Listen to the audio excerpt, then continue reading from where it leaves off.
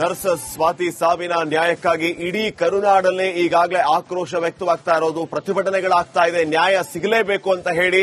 ಅಷ್ಟೇ ಅಲ್ಲ, ಸ್ವಾತಿ ಹುಟ್ಟೂರು ಮಾಸೂರು ಬಂದ್ಗೆ ಈಗಾಗಲೇ ಕರೆಯನ್ನ ನೀಡಲಾಗಿದೆ. ವಿಶ್ವ ಹಿಂದೂ ಪರಿಷತ್, ಎಬಿವಿಪಿ, ಸ್ವತಃ ಗ್ರಾಮಸ್ಥರೆಲ್ಲರೂ ಸ್ವಯಂ ಪ್ರೇರಿತರಾಗಿ ಬಂದ್ ಮಾಡ್ತಾ ಇದ್ದಾರೆ. ಮಾಸೂರಿನಲ್ಲಿ ಅಂಗಡಿಗಳು ಕ್ಲೋಸ್ ಆಗಿದೆ, ಓಡಾಟವೂ ಕೂಡ ವಿರಳವಾಗಿದೆ. ಬಸ್ ನಿಲ್ದಾಣ ಸೇರಿ ಪ್ರಮುಖ ಸರ್ಕಲ್ಗಳು ಸ್ತಬ್ಧಗೊಂಡಿವೆ. ಮಾಸೂರಿನಿಂದ ರಿಪಬ್ಲಿಕ್ ಕನ್ನಡ ಗ್ರೌಂಡ್ ರಿಪೋರ್ಟ್ ಅನ್ನ ಮಾಡ್ತಾ ಇದೆ. ಈಗಾಗಲೇ ಈ ಸ್ವಾತಿ ಕೊಲೆಯ ವಿಚಾರವಾಗಿ ಅನೇಕ ನಾಯಕರುಗಳು ಬಂದು ಭೇಟಿಯಾಗಿದ್ದಾರೆ. ಸ್ವಾತಿ ಅವರ ಮನೆಗೆ ಸಾಂತ್ವನವನ್ನ ಹೇಳಿದ್ದಾರೆ. ನ್ಯಾಯ ಸಿಗಬೇಕು ಅಂತ ಕುಟುಂಬಸ್ಥರು ಆಗ್ರಹಿಸಿದ್ದಾರೆ.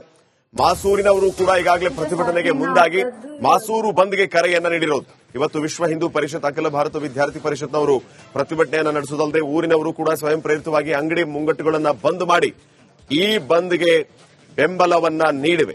ಜನರ ಓಡಾಟ ವಿರಳಾಗಿದೆ. ಬಸ್ ನಿಲ್ದಾಣ ಸೇರಿ ಪ್ರಮುಖ ಸರ್ಕಲ್ಗಳು ಕೂಡ ಸ್ತಬ್ಧವಾಗಿವೆ.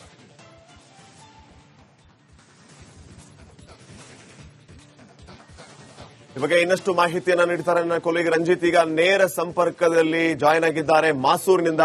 ಸದ್ಯಕ್ಕೆ ಮಾಸೂರಿನಲ್ಲಿ ಯಾವ ರೀತಿಯ ವಾತಾವರಣ ಇದೆ ರಂಜಿತ್, ಏನ್ ಹೇಳ್ತಾರೆ ಅಲ್ಲಿನ ಜನ?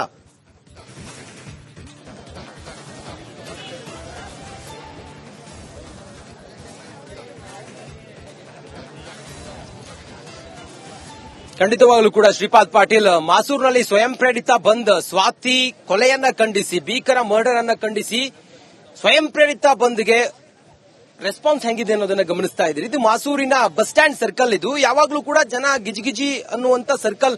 ಆದ್ರೆ ಇವತ್ತು ಎಲ್ಲ ವ್ಯಾಪಾರ ವಹಿವಾಟೆಲ್ಲ ಬಂದ್ ಆಗಿದೆ. ಆಟೋ ಸ್ಟ್ಯಾಂಡ್ ಇದು, ಯಾವುದೇ ಆಟೋಗಳು ತಾವು ಓಡಾಟವನ್ನ ಎಲ್ಲವನ್ನ ಕೂಡ ಬಂದ್ ಮಾಡಿದ್ದಾರೆ.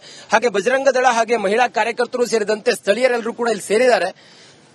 ಮಾಸೂರಿನ ಬಸ್ ಸ್ಟ್ಯಾಂಡ್ ಸರ್ಕಲ್ ನಲ್ಲಿ ಒಂದು ರೀತಿಯಲ್ಲಿ ಬಿಗುವಿನ ವಾತಾವರಣ ನಿರ್ಮಾಣ ಆಗಿದೆ. ಪೊಲೀಸರು ಹೆಚ್ಚಿನ ಸಂಖ್ಯೆಯಲ್ಲಿದ್ದಾರೆ. ಯಾಕಂತ ಹೇಳಿದ್ರೆ ಕೋಮು ಸೂಕ್ಷ್ಮ ಪ್ರದೇಶ ಮಾಸೂರು.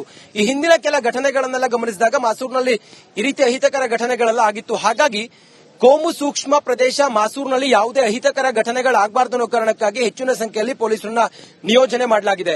3 ಡಿಎಆರ್ ತುಕಡಿ, ಒಂದು ಕೆಎಸ್ಆರ್ಪಿ ಸೇರಿದಂತೆ 7 ಜನ ಸಬ್ ಇನ್ಸ್ಪೆಕ್ಟರ್ ಹಾಗೆ ಹೆಚ್ಚಿನ ಸಂಖ್ಯೆಯ ಬಂದೋಬಸ್ತ್ಗೆ ಸುಮಾರು 70ಕ್ಕೂ ಹೆಚ್ಚು ಪೊಲೀಸರನ್ನ ನಿಯೋಜನೆ ಮಾಡಲಾಗಿದೆ. ಪರಿಸ್ಥಿತಿಯನ್ನ ತಹಬದಿಗೆ, ಅಂದ್ರೆ ಯಾವುದೇ ಅಹಿತಕರ ಘಟನೆ ಮತ್ತೊಂದು ಆಗಬಾರದು ಅನ್ನೋ ಕಾರಣಕ್ಕೋಸ್ಕರ ಇಲ್ಲಿ ಹಿಂದೂ ಸಂಘಟನೆ ಕಾರ್ಯಕರ್ತರಿದ್ದಾರೆ, ಹಾಗೆ ಮಹಿಳೆಯರಿದ್ದಾರೆ, ಹೆಚ್ಚಿನ ಸಂಖ್ಯೆಯಲ್ಲಿ ಬಂದಿರುವಂತಹ ಕಾರ್ಯಕರ್ತರಿದ್ದಾರೆ. ಅವ್ರು ಮಾತಾಡಿಸುವಂತ ಪ್ರಯತ್ನವನ್ನ ಮಾಡ್ತೀನಿ. ನೋಡಿ, ಮಾಸೂರಿನಲ್ಲಿ ಆದಂತ ಈ ಘಟನೆ ಇಡೀ ರಾಜ್ಯವೇ ಇವತ್ತು ಬೆಚ್ಚಿ ಬಿದ್ದಿದೆ. ಇಂಥದ್ದೊಂದು ಘಟನೆಯನ್ನ ಖಂಡಿಸಿ ತಾವು ಎಲ್ಲಿಂದ ಬಂದಿದ್ದೀರಿ, ತಾವೇನ್ ಹೇಳ್ತೀರಿ? ನಾವು ಬೆಳಗಿಂದ ಬಂದಿರೋದು. ನಾವು ಜಿಲ್ಲಾ ಮಹಿಳಾ ಮೋರ್ಚಾದ ಎಲ್ಲ ಪದಾಧಿಕಾರಿಗಳಿದ್ದೀವಿ. ಪದೇ ಪದೇ ಮೇಲಿಂದ ಮೇಲೆ ನಮ್ಮ ಹಾವೇರಿ ಜಿಲ್ಲೆಯಲ್ಲಿ ಆಗಿರ್ಬೋದು, ಉತ್ತರ ಕರ್ನಾಟಕದ ಭಾಗದಲ್ಲಿ ಆಗಿರ್ಬೋದು, ಈ ತರ ನಮ್ಮ ಯುವತಿಯರಿಗೆ ಲವ್ ಜಿಹಾದ್ ಹೆಸರಿನಲ್ಲಿ ಅವ್ರದ್ದೆಲ್ಲ ಮೈಂಡ್ ಅನ್ನ ವಾಶ್ ಔಟ್ ಮಾಡಿ ಮತ್ತೆ ಅವರಿಗೆ ಸ್ವಾತಿ ಕೊಲೆ ಲವ್ ಜಿಹಾದ್. ಹೌದು ಸರ್. ಈಗಿರುವಂತಹ ಬೆಳವಣಿಗೆಗಳನ್ನೆಲ್ಲ ನಾವು ನೋಡಿದಾಗ ಫಸ್ಟಿಗೆ ಅದು ಆತ್ಮಹತ್ಯೆ ಅಂತ ಡಿಕ್ಲೇರ್ ಮಾಡಿದ್ರು. ಆದ್ರೆ ಬರುವಂತಹ ದಿನಗಳಲ್ಲಿ ಅವಳು ಶವ ಯಾವಾಗ 3 ದಿವಸ ಆದ್ಮೇಲೆ ತುಂಗಭದ್ರಾ ನದಿಯಲ್ಲಿ ಸಿಕ್ತಲ್ಲ, ಆವಾಗ ಒಂದು ವಿಚಾರಣೆಗಳನ್ನ ನಡೆಸಿದಾಗ ಅದು ಖಂಡಿತವಾಗಿ ಕೊಲೆ ಅಂತ ಎಲ್ಲರಿಗೂ ಸಹಿತ ಪ್ರೂಫ್ ಆಗಿದೆ. ಅದರಲ್ಲೂ ಸಹಿತ ಈ ಲವ್ ಜಿಹಾದಿಂದ ಸುಮಾರು ಅಂಶಗಳು ಅದರಲ್ಲಿ ಒಳಪಟ್ಟಿದ್ದು. ಹಿಂದೂ ಹುಡುಗರು ಕೂಡ ಈ ಒಂದು ಕೊಲೆಯಲ್ಲಿದ್ದಾರೆ ಅನ್ನೋ ವಿಚಾರ ಹೌದು. ಅದು ಸಹಿತ ಫಸ್ಟ್ಗೆ ಅವರು ಆ ಒಂದು ಕೋಮುವಾದದವರು ಸ್ಟಾರ್ಟ್ ಮಾಡಿ ನೆಕ್ಸ್ಟ್ ಅವರನ್ನ ಸಪೋರ್ಟಿಗಾಗಿ ನಮ್ಮ ಹಿಂದೂ ಹುಡುಗರನ್ನು ಅದರಲ್ಲಿ ಬಳಸ್ಕೊಂಡು ಆ ಒಂದು ಯುವತಿಯನ್ನ ಕೊಲೆ ಮಾಡಿದ್ದಾರೆ.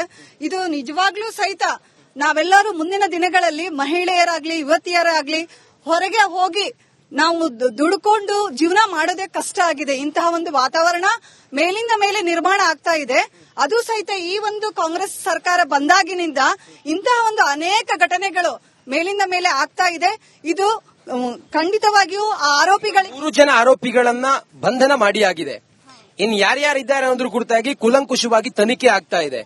ಇದೆಲ್ಲದರ ಹೊರತಾಗಿ ಈ ಪ್ರತಿಭಟನೆ ಯಾವ ಕಾರಣಕ್ಕೆ ಅಲ್ಲ, ಈ ಪ್ರತಿಭಟನೆ ಆರೋಪಿಗಳಿಗೆ ಬರೀ ಸ್ವಲ್ಪ ಮಟ್ಟಿಗೆ ಶಿಕ್ಷೆ ಆಗಬಾರದು, ಅವರಿಗೆ ಒಂದು ಶಾಶ್ವತವಾದಂತಹ ಕಠಿಣ ಶಿಕ್ಷೆ ಆಗಬೇಕು. ಮುಂದಿನ ದಿನಗಳಲ್ಲಿ ಯಾರು ಸಹಿತ ಇಂತಹ ಒಂದು ಕೃತ್ಯಗಳನ್ನ ಎಸಗಿರಬಾರದು. ನಮ್ಮ ಸರ್ಕಾರ ಆಗ್ಲಿ, ಅಧಿಕಾರಿ ವರ್ಗಗಳಾಗ್ಲಿ, ಪೊಲೀಸ್ ಡಿಪಾರ್ಟ್ಮೆಂಟ್ ಆಗ್ಲಿ ಈ ಒಂದು ಕಾರ್ಯವನ್ನ ಅತಿ ಕಠಿಣವಾದಂತಹ ಒಂದು ನಿರ್ಧಾರವನ್ನ ತಗೊಂಡು ಆ ಆರೋಪಿಗಳಿಗೆ ಶಿಕ್ಷೆ ಕೊಡಬೇಕು. ಅದೇ ರೀತಿಯಾಗಿ ಪಾಪ ಯುವತಿಯ ಕುಟುಂಬದಲ್ಲಿ ಅವರ ತಂದೆನೂ ಸಹ ಇಲ್ಲ. ತಾಯಿ ಮಾತ್ರ ಇದ್ದಾರೆ, ಮತ್ತೆ ತಂಗಿಯಂದ್ರು ಮಾತ್ರ ಇದ್ದಾರೆ. ಅವಳೇ ಆ ಕುಟುಂಬದ ಒಂದು ಆಧಾರ ಸ್ತಂಭ ಆಗಿದ್ಲು. ಅಂತಹ ಒಂದು ಯುವತಿಯನ್ನ ಕಳ್ಕೊಂಡಂತ ಅವ್ರ ಅಮ್ಮ ಎಷ್ಟೊಂದು ನೋವಿನಲ್ಲಿದ್ದಾರೆ. ಅದರ ಜೊತೆಗೆ ಅವರು ಇಡೀ ಅವರ ಜೀವಮಾನ ಪರ್ಯಂತ ಈ ಒಂದು ನೋವಿನಲ್ಲಿ ಬಳಲಬೇಕಾಗಿದೆ. ಅದರ ಜೊತೆಯಾಗಿ ನಾವು ಸಹಿತ ಎಲ್ಲರೂ ಎಚ್ಚೆತ್ತುಕೊಂಡು ಇಂತಹ ಘಟನೆಗಳು ಸೂಕ್ಷ್ಮ ಎಲ್ಲಿ ಗೊತ್ತಾಗುತ್ತೆ ಇಮಿಡಿಯೇಟ್ ಆಗಿ ನಾವೆಲ್ಲರೂ ಅದಕ್ಕೆ ಸ್ಪಂದಿಸಿ ಅಂತಹ ಒಂದು ನರ್ಸ್ ಸ್ವಾತಿ ಸಾವಿನ ನ್ಯಾಯಕ್ಕಾಗಿ ಇಡೀ ಕರುನಾಡಲ್ಲೇ ಈಗಾಗಲೇ ಆಕ್ರೋಶ ವ್ಯಕ್ತವಾಗ್ತಾ ಇರೋದು, ಪ್ರತಿಭಟನೆಗಳಾಗ್ತಾ ಇದೆ. ನ್ಯಾಯ ಸಿಗಲೇಬೇಕು ಅಂತ ಹೇಳಿ.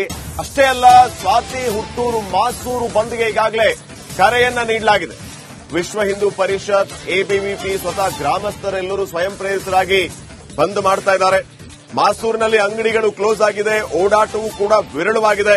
ಬಸ್ ನಿಲ್ದಾಣ ಸೇರಿ ಪ್ರಮುಖ ಸರ್ಕಲ್ಗಳು ಸ್ತಬ್ಧಗೊಂಡಿವೆ. ಮಾಸೂರಿನಿಂದ ರಿಪಬ್ಲಿಕ್ ಕನ್ನಡ ಗ್ರೌಂಡ್ ರಿಪೋರ್ಟ್ ಅನ್ನ ಮಾಡ್ತಾ ಇದೆ. ಈಗಾಗಲೇ ಈ ಸ್ವಾತಿ ಕೊಲೆಯ ವಿಚಾರವಾಗಿ ಅನೇಕ ನಾಯಕರುಗಳು ಬಂದು ಭೇಟಿಯಾಗಿದ್ದಾರೆ. ಸ್ವಾತಿ ಅವರ ಮನೆಗೆ ಸಾಂತ್ವನವನ್ನ ಹೇಳಿದ್ದಾರೆ. ನ್ಯಾಯ ಸಿಗಬೇಕು ಅಂತ ಕುಟುಂಬಸ್ಥರು ಆಗ್ರಹಿಸಿದ್ದಾರೆ. ಮಾಸೂರಿನವರು ಕೂಡ ಈಗಾಗಲೇ ಪ್ರತಿಭಟನೆಗೆ ಮುಂದಾಗಿ ಮಾಸೂರು ಬಂದ್ಗೆ ಕರೆಯನ್ನ ನೀಡಿರೋದು. ಇವತ್ತು ವಿಶ್ವ ಹಿಂದೂ ಪರಿಷತ್, ಅಖಿಲ ಭಾರತ ವಿದ್ಯಾರ್ಥಿ ಪರಿಷತ್ನವರು ಪ್ರತಿಭಟನೆಯನ್ನ ನಡೆಸುವುದಲ್ಲದೆ ಊರಿನವರು ಕೂಡ ಸ್ವಯಂ ಪ್ರೇರಿತವಾಗಿ ಅಂಗಡಿ ಮುಂಗಟ್ಟುಗಳನ್ನ ಬಂದ್ ಮಾಡಿ ಈ ಬಂದ್ಗೆ ಬೆಂಬಲವನ್ನ ನೀಡಿವೆ. ಜನರು ಓಡಾಟ ವಿರಳ ಆಗಿದೆ. ಬಸ್ ನಿಲ್ದಾಣ ಸೇರಿ ಪ್ರಮುಖ ಸರ್ಕಲ್ಗಳು ಕೂಡ ಸ್ತಬ್ಧವಾಗಿವೆ.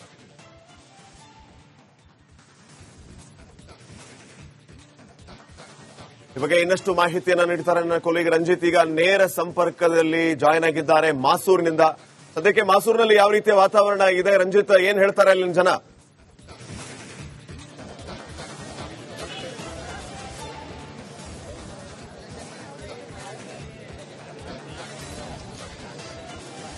ಖಂಡಿತವಾಗಲೂ ಕೂಡ ಶ್ರೀಪಾದ್ ಪಾಟೀಲ್, ಮಾಸೂರಿನಲ್ಲಿ ಸ್ವಯಂ ಪ್ರೇರಿತ ಬಂದ್, ಸ್ವಾತಿ ಕೊಲೆಯನ್ನ ಖಂಡಿಸಿ, ಭೀಕರ ಮರ್ಡರ್ ಅನ್ನ ಖಂಡಿಸಿ ಸ್ವಯಂ ಪ್ರೇರಿತ ಬಂದ್ಗೆ ರೆಸ್ಪಾನ್ಸ್ ಹೆಂಗಿದೆ ಅನ್ನೋದನ್ನ ಗಮನಿಸ್ತಾ ಇದ್ದೀರಿ. ಇದು ಮಾಸೂರಿನ ಬಸ್ ಸ್ಟ್ಯಾಂಡ್ ಸರ್ಕಲ್. ಇದು ಯಾವಾಗ್ಲೂ ಕೂಡ ಜನ ಗಿಜಿಗಿಜಿ ಅನ್ನುವಂತ ಸರ್ಕಲ್. ಆದ್ರೆ ಇವತ್ತು ಎಲ್ಲ ವ್ಯಾಪಾರ ವಹಿವಾಟೆಲ್ಲ ಬಂದ್ ಆಗಿದೆ. ಆಟೋ ಸ್ಟ್ಯಾಂಡ್ ಇದು, ಯಾವುದೇ ಆಟೋಗಳು ತಾವು ಓಡಾಟವನ್ನ ಎಲ್ಲವನ್ನ ಕೂಡ ಬಂದ್ ಮಾಡಿದ್ದಾರೆ. ಹಾಗೆ ಬಜರಂಗ ದಳ ಹಾಗೆ ಮಹಿಳಾ ಕಾರ್ಯಕರ್ತರು ಸೇರಿದಂತೆ ಸ್ಥಳೀಯರೆಲ್ಲರೂ ಕೂಡ ಇಲ್ಲಿ ಸೇರಿದ್ದಾರೆ. ಮಾಸೂರಿನ ಬಸ್ ಸ್ಟ್ಯಾಂಡ್ ಸರ್ಕಲ್ನಲ್ಲಿ ಒಂದು ರೀತಿಯಲ್ಲಿ ಬಿಗುವಿನ ವಾತಾವರಣ ನಿರ್ಮಾಣ ಆಗಿದೆ. ಪೊಲೀಸರು ಹೆಚ್ಚಿನ ಸಂಖ್ಯೆಯಲ್ಲಿದ್ದಾರೆ. ಯಾಕಂತ ಹೇಳಿದ್ರೆ ಕೋಮು ಸೂಕ್ಷ್ಮ ಪ್ರದೇಶ ಮಾಸೂರು.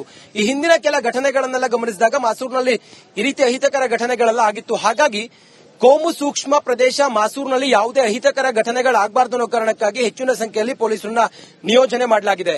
3 ಡಿಎಆರ್ ತುಕಡಿ, ಒಂದು ಕೆಎಸ್ಆರ್ಪಿ ಸೇರಿದಂತೆ 7 ಜನ ಸಬ್ ಇನ್ಸ್ಪೆಕ್ಟರ್ ಹಾಗೆ ಹೆಚ್ಚಿನ ಸಂಖ್ಯೆಯ ಬಂದೋಬಸ್ತ್ಗೆ ಸುಮಾರು 70ಕ್ಕೂ ಹೆಚ್ಚು ಪೊಲೀಸರನ್ನ ನಿಯೋಜನೆ ಮಾಡಲಾಗಿದೆ. ಪರಿಸ್ಥಿತಿಯನ್ನ ತಹಬದಿಗೆ, ಅಂದ್ರೆ ಯಾವುದೇ ಅಹಿತಕರ ಘಟನೆ ಮತ್ತೊಂದು ಆಗಬಾರದು ಅನ್ನೋ ಕಾರಣಕ್ಕೋಸ್ಕರ ಇಲ್ಲಿ ಹಿಂದೂ ಸಂಘಟನೆಯ ಕಾರ್ಯಕರ್ತರಿದ್ದಾರೆ, ಹಾಗೆ ಮಹಿಳೆಯರಿದ್ದಾರೆ, ಹೆಚ್ಚಿನ ಸಂಖ್ಯೆಯಲ್ಲಿ ಬಂದಿರುವಂತಹ ಕಾರ್ಯಕರ್ತರಿದ್ದಾರೆ. ಅವ್ರು ಮಾತಾಡಿಸುವಂತ ಪ್ರಯತ್ನವನ್ನ ಮಾಡ್ತೀನಿ. ನೋಡಿ, ಮಾಸೂರಿನಲ್ಲಿ ಆದಂತ ಈ ಘಟನೆ ಇಡೀ ರಾಜ್ಯವೇ ಇವತ್ತು ಬೆಚ್ಚಿ ಬಿದ್ದಿದೆ. ಇಂಥದ್ದೊಂದು